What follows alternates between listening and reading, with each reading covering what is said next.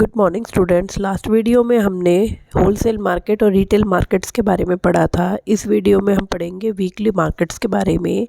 Weekly market are that market which helds in a specific period of a day, जो week में किसी एक दिन हमारे आसपास की जगह पर लगाई जाती हैं। जैसे हम वहाँ ट्यूसडे मार्केट हुई, वेडनेसडे मार्केट हुई, और वो दोनों ही तरह की होती है। वहाँ पर सब्जियाँ वगैरह भी मिलती है और साथ ही साथ कपड़े वगैरह, मतलब किसी भी तरह की मार्केट्स वो हो सकती है। इनके फीचर्स ये बेसिकली वीक के एक दिन लगती हैं, और जो इनको लगाने वाले व्यक्ति होते हैं वो हर दिन अलग अलग जगह पर मार्केट्स लगाते हैं। ये जो सामान बेचते हैं वो सस्ता होता है और साथ ही साथ किसी भी ब्रांड का नहीं होता। ज़्यादातर चीज़ें जो इन मार्केट में बेची जाती हैं वो अकॉर्डिंग टू फेस्टिवल्स वगैरह बेची जाती हैं। जैसे कोई भी फेस्टिवल्स आसपास होता है तो उसके अकॉर्डिंग वहाँ पर चीज़ें जो हैं वो बिकती हैं। अब हम बात करेंगे नेबरहुड शॉप्स की या मार्केट की। हम जहाँ भी जिस भी एरिया में रहते हैं वहाँ पर कोई ना कोई शॉप्स या मार्केट्स ज़रूर होती हैं, और वो होती है हमारी रोज़ की छोटी मोटी ज़रूरतों को पूरा करने के लिए। There are many shop that sell goods and services in our neighbourhood, they are called the neighbourhood market. जो हमारे आसपास के एरिया में हमें सर्विसेज प्रोवाइड करती हैं, ऐसी मार्केट जो है वो नेबरहुड मार्केट कहलाती है। इनके मेन फीचर्स होते हैं, ये घरों के बिल्कुल आसपास होती हैं, या तो वहाँ पर एक या दो दुकानें होती है या पूरी एक मार्केट बनी होती है। यहाँ की जो शॉप्स होती हैं वो मोस्टली परमानेंट्स होती हैं। जैसे जहाँ से हम दूध वगैरह मिल्क प्रोडक्ट वगैरह ख़रीदने जाते हैं, या फिर आपका ये ग्रॉसरी आइटम्स जो होते हैं वो ख़रीदने जाते हैं, या कुछ छोटी मोटी कपड़ों की दुकानें होती हैं, तो ये शॉप्स यहाँ पर परमानेंट होती हैं। नाउ शॉपिंग कॉम्प्लेक्सेस जो होते हैं वो मेनली अर्बन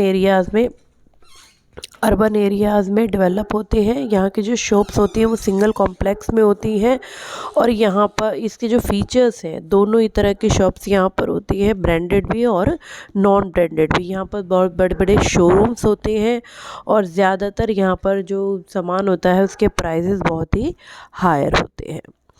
नाउ मॉल्स जो होते हैं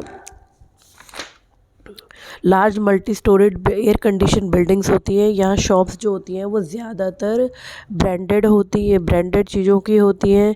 ये जहाँ पर भी वो होते हैं वो बहुत ही बड़ी बिल्डिंग होती हैं, कई फ्लोर्स होते हैं, इसमें बहुत सारी दुकानें होती हैं, रेस्टोरेंट्स वगैरह होते हैं, सिनेमा हॉल्स होते हैं।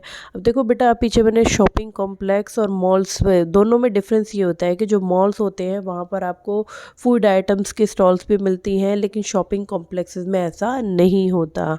इसीलिए मॉल्स और शॉपिंग कॉम्प्लेक्स एक दूसरे से डिफरेंट है। अब आसपास देखो, मार्केट हमें अपने आसपास हर जगह दिखती है। अब हमने रिटेल मार्केट के बारे में पढ़ा, होलसेल मार्केट के बारे में भी पढ़ा, नेबरहुड मार्केट के बारे में भी पढ़ा। तो ऐसे में कुछ एक चीज़ें ऐसी हैं जो हमें घर बैठे भी मिल जाती हैं बाय द स्ट्रीट हॉकर्स, जो गली में आवाज़ लगाकर चिल्ला कर अपना सामान बेचते हैं। वो भी एक तरह से हमारे लिए मार्केट ही है, बट वो मार्केट हमारे घर तक पहुंच जाती है। अब हम बात करते हैं इंटरमीडिएट गुड्स की।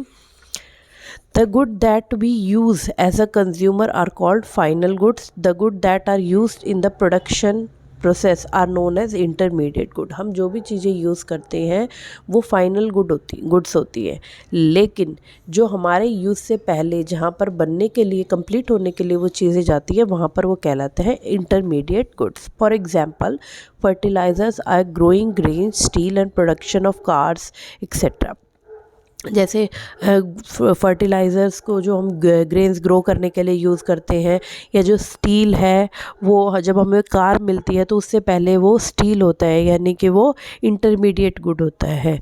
People access to market depend upon, हम बाज़ारों तक जाते हैं उसकी हमारी अलग अलग ज़रूरतें। एक तो होती है availability, of a wide variety of goods and services in a market attract the consumer, कि आसपास के हमारे यहाँ जो मार्केट्स होती है वो हमें अट्रैक्ट करती है अपनी डेली की ज़रूरतों को पूरा करने के लिए। दूसरा होता है कन्वीनियंस, हम अपनी कन्वीनियंस के अकॉर्डिंग जो है वो मार्केट्स में जाते हैं। अगर हमें लगता है कि हमारा पास वाली मार्केट से, नेबरहुड मार्केट से सामान लेने से काम चल जाएगा तो हम वहाँ पर जाते हैं, अदरवाइज़ हम दूर की मार्केट्स में जाते हैं। इसके बाद है आपका credit. There should be availability of loan to purchase good. This include the consumer to purchase good and make the market accessible to। और कई बार हमें किन्हीं चीज़ों पर क्रेडिट वगैरह मिलते हैं तो हम ज़्यादातर वहाँ से सामान खरीदते हैं।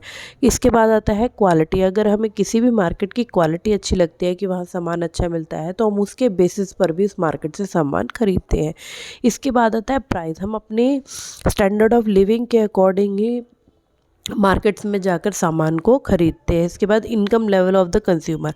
मार्केट्स में जाना और किस तरह का सामान खरीदना ये कंज्यूमर के इनकम लेवल पर डिपेंड करता है। जिस तरह की इनकम होती है लोग उसी तरह के मार्केट्स में जाना पसंद करते हैं। Thank you.